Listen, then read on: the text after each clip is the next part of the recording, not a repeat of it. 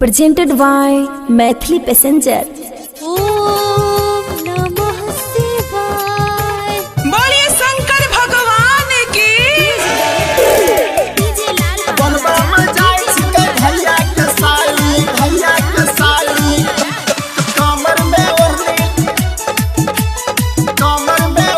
लपाट के एने ओने नहीं चले रे छौरा, सुनै छी किसनमा। एने ओने नहीं चले रे छौरा, चले तू डाक बम से हट के, अरे चले तू महिला बम से हट के। नहीं जाने छो बम भैया कथी रे? बोलबा में जाई छिकै भैया के साली कमर में ओढ़नी लपाट के। बोलबा में जाई छिकै भैया के साली कमर में ओढ़नी लपाट के।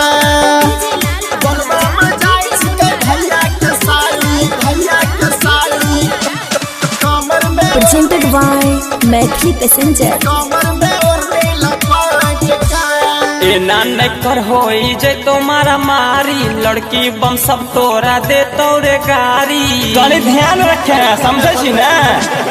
ऐसा न कुछो न होते हो भैया, लेने छियै घर से बहुते रुपैया। सिगरेट भर के सुने रे बौआ, गांजा पिए छही डैत के, अरे गांजा पिए छही डैत के।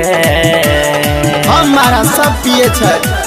बोलबा में जाई छिकै भैया के साली कमर में ओढ़नी लपाट के।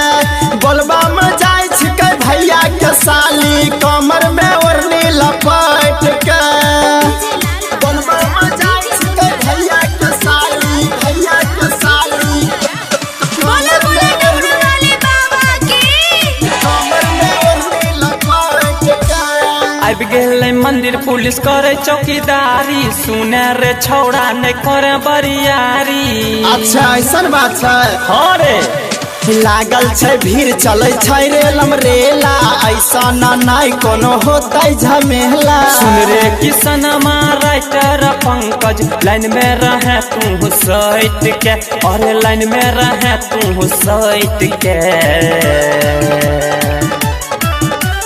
बाद में नहीं हमारा बोली है सुनीलवा, मारतो जे रपट के। बाद में नहीं हमारा बोली है सुनीलवा, मारतो जे रपट के। Star digital recording studio.